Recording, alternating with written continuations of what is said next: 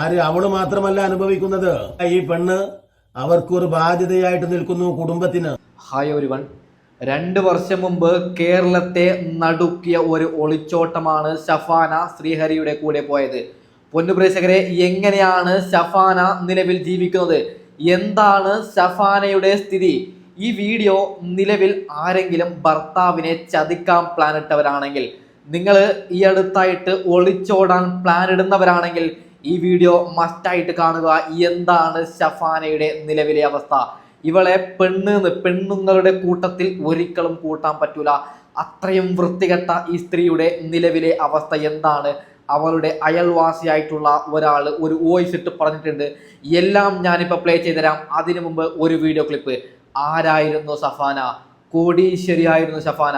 2 വർഷം മുമ്പ് കാദർ കരിപ്പോടിയിട്ട ആ ഒരു വീഡിയോ ക്ലിപ്പ് നിങ്ങൾ ജസ്റ്റ് ഒന്ന് കാണണം.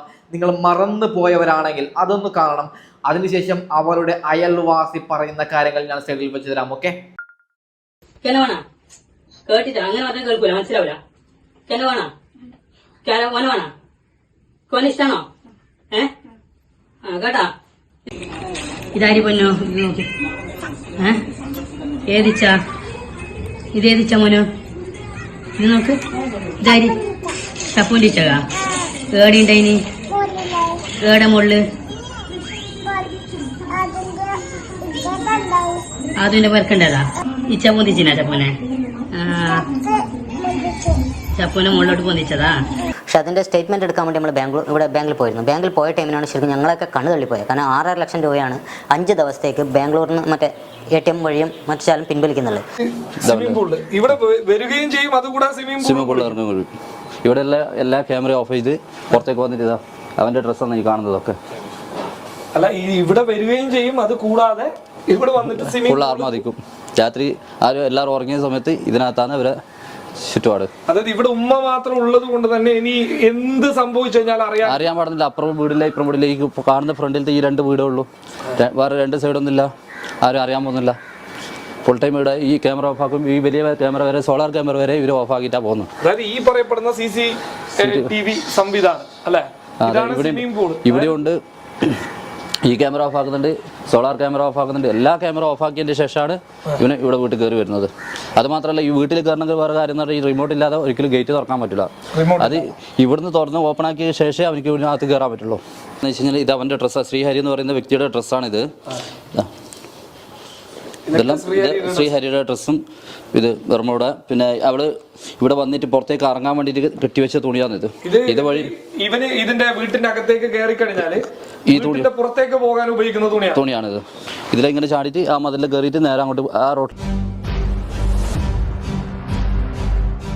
എത്രയോ സ്ത്രീ കണ്ടല്ലോ നിങ്ങൾ, സ്വർഗം പോലെയുള്ള ഒരു വീട്.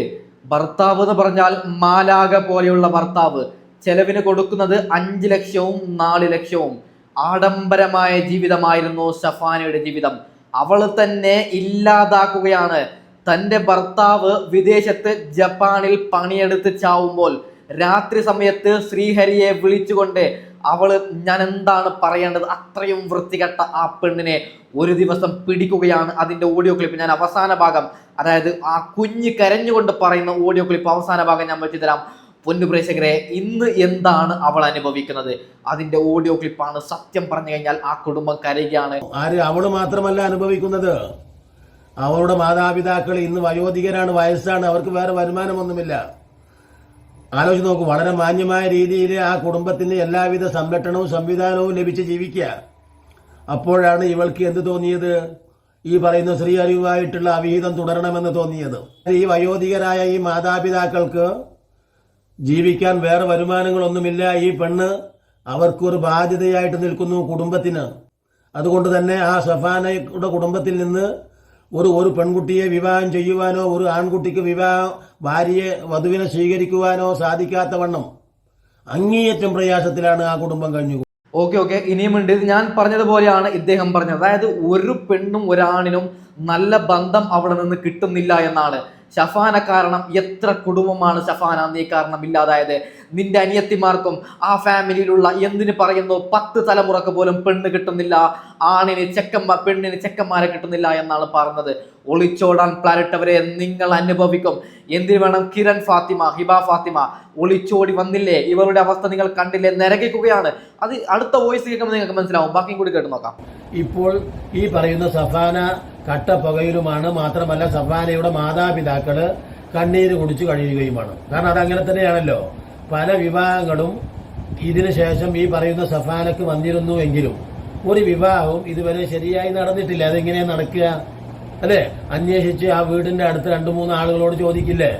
നമ്മളൊക്കെ ഒരു കുട്ടിയെ കെട്ടിക്കുകയാണെങ്കിലും ഒരു പുരുഷന്റെ വിവാഹം അന്വേഷിക്കുകയാണെങ്കിലും സാധാരണ രീതിയിൽ നമ്മൾ എന്തു ചെയ്യും? അന്വേഷണവുമായി ബന്ധപ്പെട്ട് അടുത്തുള്ള വീടുകളിലും എല്ലാ പരിസരത്തും നമ്മൾ അന്വേഷിക്കും. അങ്ങനെ അന്വേഷിക്കുമ്പോൾ ഈ കുപ്രസിദ്ധി ആർജിച്ച സഫാനക്ക് ഒരു സുഗമമായ രീതിയിൽ ഒരു വിവാഹം അസാധ്യമാണ്. ഇവിടെ പറയുന്നത് പാവം ഷഫാനയുടെ അച്ഛനമ്മമാർ, സ്വന്തം ബാപ്പയും ഉമ്മയും എങ്ങനെയെങ്കിലും ഇവൾക്ക് വേറെ ഒരു ബന്ധം, വേറെ ഒരു വിവാഹം കഴിക്കാമെന്ന് നിരവധി പ്രപ്പോസാണ് കൊണ്ടുവരുന്നത്. പക്ഷേ ശ്രീഹരിയോടൊപ്പം ഇവൾ അവിഹിതത്തിന് പോയി. ശ്രീഹരിയെ മതി എന്ന് പറഞ്ഞത് കൊണ്ട് ഇവളെ ആരും ആക്സെപ്റ്റ് ചെയ്യുന്നില്ല. എന്താൽ എങ്ങനെ ആക്സെപ്റ്റ് ചെയ്യും? എങ്ങനെ വിശ്വസിച്ച് വേറുള്ളവർ ഇവളെ വിവാഹം കഴിക്കും? ഇവള് ശ്രീഹരിയെ പോലെ എത്ര ആളുടെ ഒപ്പം പോയിട്ടുണ്ട് നമുക്കറിയാൻ പറ്റോ? ഇല്ല. ഇതുകൊണ്ട് പറയുകയാണ്, ഒളിച്ചോടാൻ പ്ലാനിട്ടവരെ ഇപ്പൊ തന്നെ മാറ്റൂ 5 മിനിറ്റിന്റെ സുഖത്തിന്. നിങ്ങൾക്ക് അതായത് ഈ കൂടിപ്പോയ 3 ദിവസമാണ് പൊന്നു പ്രേക്ഷകരെ, പൊന്നുമക്കളെ നിങ്ങൾക്ക് സുഖം കിട്ടുന്നത്. അതിനുശേഷം നിങ്ങൾ അനുഭവിക്കും. അതിനുശേഷം ശ്രീഹരിമാർ നിങ്ങളെ വിട്ടയച്ചു പോവും. അതുകൊണ്ടാണ് പറയുന്നത് ആ പണിക്ക് നിൽക്കണ്ട എന്ന് ഞാൻ പറയുകയാണ്. ഓക്കെ, ബാക്കി കൂടി കേട്ട് നോക്കാം. വളരെ ദുരിതപൂർണമായ ഒരു ജീവിതമാണ് യഥാർത്ഥത്തിൽ ഈ സഫാന നയിക്കുന്നത്. ഇപ്പോ ആരുമില്ല. മാത്രമല്ല ഈ ശ്രീഹരി ഇവളെ കൊണ്ടുപോകാൻ കഴിയില്ല. ശ്രീഹരി അവളുടെ തേൻ കുടിച്ചു എന്ന് മാത്രം. ഇനി ശ്രീഹരിക്ക് അവളെ വേണ്ട. നോക്കൂ, നാട്ടുകാർ കളിയാക്കുകയാണ് തേന് കുടിച്ചു എന്നൊക്കെ പറഞ്ഞിട്ട്. എങ്ങനെ കളിയാക്കാതിരിക്കും? ഭർത്താവ് എന്ന് പറയുന്ന മനുഷ്യൻ വിദേശത്ത് പണിയെടുത്ത് ചാവുകയാണ്. ഷഫാനയുടെ ഭർത്താവ് എന്ന് പറയുന്ന വലിയൊരു കോടീശ്വരനാണ്, ബിസിനസ് ഉള്ളവനാണ്, മണിക്കൂറിൽ ലക്ഷങ്ങൾ സമ്പാദിക്കുന്നവനാണ്. പക്ഷെ നാട്ടിലേക്ക് അങ്ങനെ വരാൻ പറ്റുന്നില്ല. ഒരു വർഷത്തിൽ 2-3 മാസമാണ് അദ്ദേഹം വരുന്നത്. ബാക്കി സമയത്ത് അതായത് സഫാനയും ജപ്പാനിലേക്ക് അദ്ദേഹം കൊണ്ടുപോകുമായിരുന്നു. അതായത് വലിയൊരു കോടീശ്വരനായിരുന്നു, ഇഷ്ടം പോലെ പൈസയുണ്ട്. ഇവൾക്ക് വിധിയില്ല എന്ന് ഞാൻ പറയുകയാണ്. അത് നിങ്ങൾ അവളുടെ ആ വീട് കണ്ടല്ലോ. അതായത് ഇത്രയും വലിയൊരു വീട്ടിലേക്ക് ശ്രീഹരി എന്ന് പറയുന്ന എന്തോ സെൻട്രിങ്ങിന്റെ പണിക്കാരൻ്റെ ഒപ്പം ഇവളുടെ കറക്കം എന്താ അല്ലേ?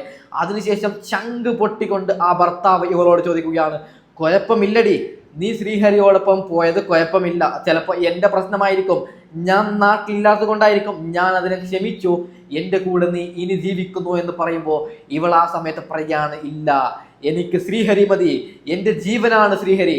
അതിനുശേഷം ശ്രീഹരി 3 ദിവസം ഇവളെ ആസ്വദിച്ച് ഇവളുടെ ശരീരത്തിന്റെ എല്ലാ ആസ്വാദനവും ശ്രീഹരിക്ക് കിട്ടിയതിനു ശേഷം ശ്രീഹരി പറയുകയാണ്, ഇല്ല, നിന്നെ എൻ്റെ ജീവിതത്തിലേക്ക് ആക്സെപ്റ്റ് ചെയ്യാൻ എനിക്ക് പറ്റൂല, നിന്നെ ഞാൻ ഒഴിവാക്കി, എന്നേക്കുമായിട്ട് നിന്നെ ഞാൻ ഒഴിവാക്കി. ഒരിക്കലും അങ്ങനെ പറഞ്ഞ ശ്രീഹരി സെൻട്രിങ്ങിന്റെ പണിക്ക് മുങ്ങുകയാണ്. ഇവൾ ഒറ്റപ്പെടുകയാണ്, ഇവളുടെ കുടുംബക്കാർ ഒറ്റപ്പെടുകയാണ്, ഇവളുടെ കുടുംബത്തിന് നല്ലൊരു ബന്ധം വരുന്നില്ല. 10 തലമുറക്ക് ബാപ്പയുടെ അനിയത്തിമാർക്ക്, ഉമ്മയുടെ അനിയത്തിമാരുടെ മക്കന്മാർക്ക് ഇവൾ കാരണം ഒരു പ്രപ്പോസ് പോലും വരുന്നില്ല എന്നാണ് നമുക്ക് കിട്ടുന്ന വാർത്ത. പൊന്നു പ്രേക്ഷകരെ, കരഞ്ഞുകൊണ്ട് ആ സമയത്ത് ഒരു ഓഡിയോ ക്ലിപ്പ്, അതായത് ഈ പറയുന്ന സഫാനയും ശ്രീഹരിയും മുകളിൽ റൂം എടുത്ത് 2.5 മണിക്കൂർ അതിൻ്റെ അകത്ത് എന്ത് ചെയ്തു എന്ന് അറിയാൻ പറ്റാതെ ഒരു ഓഡിയോ ക്ലിപ്പ് മുമ്പ് വന്നിട്ടുണ്ട്. അതും കൂടി നിങ്ങളൊന്ന് കേൾക്കണം. ഓക്കെ, എനിക്ക് ആദ്യം മെസ്സേജ് അയച്ചത് ഫസ്റ്റ് ഞാൻ ബ്ലോക്ക് ആക്കി, പയ്യെ വേറെ അക്കൗണ്ടിൽ മെസ്സേജ് ആക്കിയപ്പോൾ അങ്ങനെ കോണ്ടാക്ട് ആയി. അന്നേരം ഒന്നും ഉണ്ടായിട്ട് മെസ്സേജ് അയക്കും ഫ്രണ്ട്ഷിപ്പിന്റെ പേരിൽ. അങ്ങനെ ബുദ്ധിമുട്ട് പറഞ്ഞപ്പോൾ ഞാൻ കുറച്ച് പൈസ അയച്ചു കൊടുത്തു, പയ്യെ തിരിച്ചു തന്നു.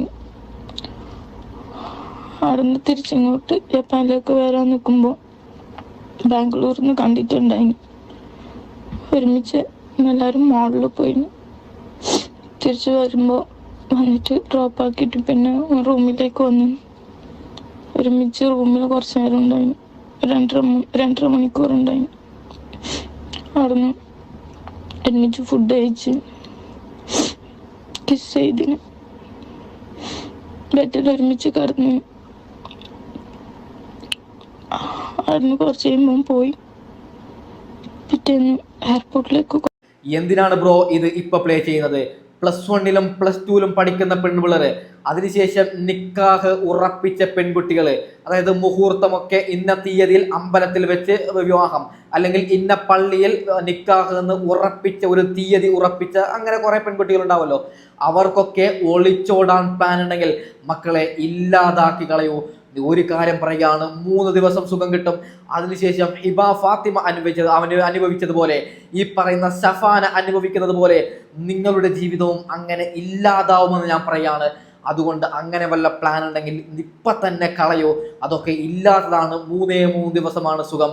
അതിനുശേഷം ഇദ്ദേഹം പറഞ്ഞതുപോലെ, ഈ വോയിസിൽ പറഞ്ഞതുപോലെ തേന് കുടിച്ചതിന് ശേഷം അവന്മാർ നിങ്ങളെ ഒഴിവാക്കും. ആ ഭീമമായ സത്യം നിങ്ങൾ മനസ്സിലാക്കണം. അതുകൊണ്ടാണ് ഈ ഒരു കോണ്ടന്റ് ഇപ്പൊ ഞാൻ എടുത്തത്. ഈ ഒരു ഓഡിയോ ക്ലിപ്പ് എനിക്ക് കിട്ടിയപ്പോൾ ഞാൻ ഈ ഒരു വിഷയം ചർച്ച ചെയ്തത്. ഓക്കെ, അപ്പൊ ഇതാണ് ഞാൻ മൈൻഡ് അപ്പ് ചെയ്യുകയാണ്. Okay, by.